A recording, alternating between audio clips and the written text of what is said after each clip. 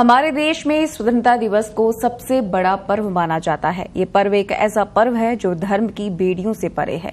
स्वतंत्रता दिवस को सभी लोग बड़े ही धूमधाम से सेलिब्रेट करते हैं। इस दिन हम सभी इकट्ठा होकर देश के उन महानायकों को नमन करते हैं जिनके त्याग और बलिदान के चलते हमें अंग्रेजों से 200 सालों तक चली गुलामी से आजादी मिली। देखिए रिपोर्ट।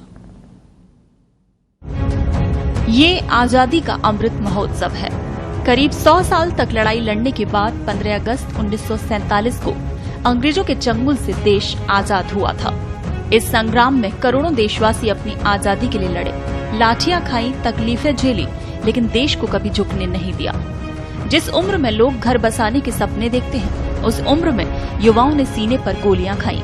कईयों ने खुशी खुशी देश के नाम अपने पूरे जीवन को कुर्बान कर दिया। तो आज हम ऐसे ही 5 युवा स्वतंत्रता सेनानियों की कहानी आपको बताएंगे जिन्होंने बहुत कम उम्र में देश के लिए अपनी जान कुर्बान की है। सबसे पहले बात मंगल पांडे। उत्तर प्रदेश के बलिया जिले के नगवा गांव में जन्मे मंगल पांडे स्वतंत्रता संग्राम के पहले हीरो हैं। मंगल पांडे के पिता का नाम दिवाकर पांडे और मां का नाम अभयरानी था। सन 1849 की बात है। तब मंगल की उम्र महज 22 साल थी। उस वक्त वो ब्रिटिश ईस्ट इंडिया कंपनी की सेना में शामिल हुए थे। मंगल पश्चिम बंगाल के बैरकपुर की सैनिक छावनी में 34वीं बंगाल नेटिव इन्फेंट्री की पैदल सेना में एक सिपाही थे। यहाँ गाय और सुअर की चर्बी वाली राइफल की नई कारतूसों का इस्तेमाल शुरू हुआ। इसके चलते हिंदू और मुस्लिम सैनिकों में आक्रोश बढ़ गया। 9 फरवरी 1857 को मंगल पांडे ने गाय और सुअर की चर्बी से बनने वाले नए कारतूस के इस्तेमाल से इनकार कर दिया। इसे अंग्रेजी हुकूमत ने अनुशासनहीनता माना। 29 मार्च सन 1857 को अंग्रेज अफसर मेजर ह्यूसन मंगल पांडे से उनकी राइफल छीनने लगे। इस दौरान मंगल पांडे ने ह्यूसन को मार डाला। इसके अलावा अंग्रेज अधिकारी लेफ्टिनेंट बॉब को भी मार डाला। इसी के साथ मंगल पांडे ने अंग्रेजों के खिलाफ एक जंग छेड़ दी। अंग्रेजों को मारने के चलते मंगल पांडे को 8 अप्रैल 1857 को महज 30 साल की उम्र में फांसी दे दी गई। मंगल पांडे की मौत के कुछ समय बाद प्रथम स्वतंत्रता संग्राम शुरू हो गया था, जिसे 1857 का विद्रोह कहा जाता है। दूसरा नाम आता है भगत सिंह का।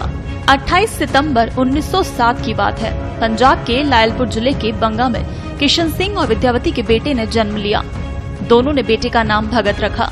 ये वही भगत सिंह है जो महज 23 साल की उम्र में देश की आजादी की खातिर खुशी खुशी फांसी पर चढ़ गए थे। जलियांवाला बाग हत्याकांड ने भगत सिंह की जिंदगी पर काफी असर डाला। इसके बाद उन्होंने लाहौर के नेशनल कॉलेज की पढ़ाई छोड़कर नौजवान भारत सभा की शुरुआत की और आजादी की लड़ाई में कूद पड़े। 1922 में चौरी चौरा कांड में जब महात्मा गांधी ने ग्रामीणों का साथ नहीं दिया तो भगत सिंह निराश हो गए। तब वो चंद्रशेखर आजाद के गदर दल में शामिल हो गए। इसके बाद काकोरी कांड में रामप्रसाद बिस्मिल सहित 4 क्रांतिकारियों को फांसी और 16 को आजीवन कारावास की सजा मिलने पर भगत सिंह भड़क गए। इसके बाद उन्होंने चंद्रशेखर आजाद की हिंदुस्तान रिपब्लिकन एसोसिएशन को हिंदुस्तान सोशलिस्ट रिपब्लिकन एसोसिएशन के रूप में बदला। इसका उद्देश्य आजादी के लिए नए युवाओं को तैयार करना था। भगत सिंह ने राजगुरु के साथ मिलकर 1928 में लाहौर में सहायक पुलिस अधीक्षक रहे अंग्रेज अधिकारी जेपी सैंडर्स को मार डाला।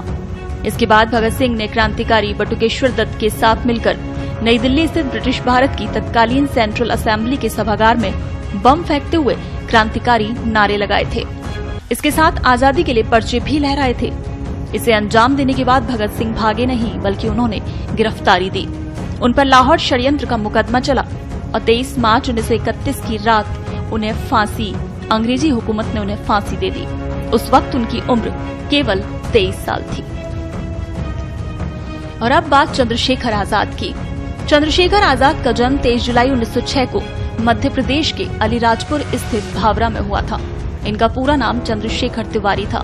लोग इन्हें आजाद कहकर भी बुलाते थे। पिता का नाम सीताराम तिवारी और मां का नाम जागरानी देवी था। 14 साल की उम्र में मध्य प्रदेश से आजाद बनारस आ गए। यहाँ एक संस्कृत पाठशाला में पढ़ाई की। यहीं पर उन्होंने कानून भंग आंदोलन में योगदान भी दिया था। 1920-21 में आजाद गांधी जी के असहयोग आंदोलन से जुड़े। बाद में क्रांतिकारी फैसले खुद से लिए।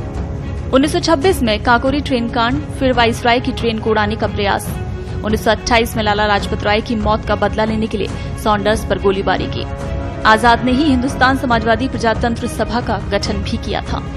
जब वो जेल गए थे वहां पर उन्होंने अपना नाम, आजाद पिता का नाम, स्वतंत्रता और जेल को उनका निवास बताया था। 27 फरवरी 1931 को वो प्रयागराज के अल्फ्रेड पार्क में अपने क्रांतिकारी साथी से बातें कर रहे थे। इसी दौरान सीआईडी का एसएसपी नॉट बाबा जीप से आ पहुंचा। उसके साथ भारी संख्या में पुलिस फोर्स थी। किसी ने चंद्रशेखर आजाद की मुखबिरी कर दी थी। चारों तरफ से आजाद को घेर लिया गया था। तब आजाद ने गोली चलाई। इसमें 3 पुलिसकर्मी मारे गए थे। जब आजाद के पास सिर्फ एक गोली बची तो उन्होंने अंग्रेजों के हाथों मरने की बजाय खुद से मौत को गले लगाना ठीक समझा। आजाद ने खुद को गोली मार ली और शहीद हो गए। जब वो शहीद हुए तब उनकी उम्र 25 साल थी। और अब बात राजगुरु की। हंसते हंसते फांसी पर चढ़ने वाले युवा क्रांतिकारियों में एक नाम राजगुरु का भी है। राजगुरु का जन्म 24 अगस्त 1908 में पुणे के खेड़ा गांव में हुआ था। इनका पूरा नाम शिवराम हरि राजगुरु था। जब राजगुरु 6 साल के थे तभी उनके पिता का निधन हो गया था। इसके बाद राजगुरु संस्कृत की पढ़ाई करने के लिए वाराणसी पहुंचे। यहाँ वो चंद्रशेखर आजाद के हिंदुस्तान सोशलिस्ट रिपब्लिकन एसोसिएशन से जुड़ गए। अंग्रेज अफसर सॉन्डर्स की हत्या में राजगुरु भी शामिल थे। असेंबली में बम ब्लास्ट करने में भी राजगुरु ने हिस्सा लिया। 23 मार्च 1931 को 23 साल की उम्र में राजगुरु को भी भगत सिंह और सुखदेव के साथ फांसी दे दी गई। 5वां नंबर है सुखदेव का। पंजाब के लुधियाना शहर में सुखदेव थापर का जन्म 15 मई 1907 में हुआ था। सुखदेव के पिता रामलाल थापर और माँ रल्ली देवी थी। जन्म से 3 महीने पहले ही सुखदेव के पिता का निधन हो गया। इसके बाद इनका पालन पोषण इनके ताऊ अच्युत राम ने किया। सुखदेव लाला लाजपत राय से काफी प्रभावित थे। उन्हीं के जरिए ये चंद्रशेखर आजाद की टीम में शामिल हुए। लाला लाजपत राय की मौत का बदला लेने के लिए जब चंद्रशेखर ने प्लान बनाया तो सुखदेव भी उसमें शामिल हुए। उन्होंने अंग्रेज अफसर सॉन्डर्स को मौत के घाट उतार दिया।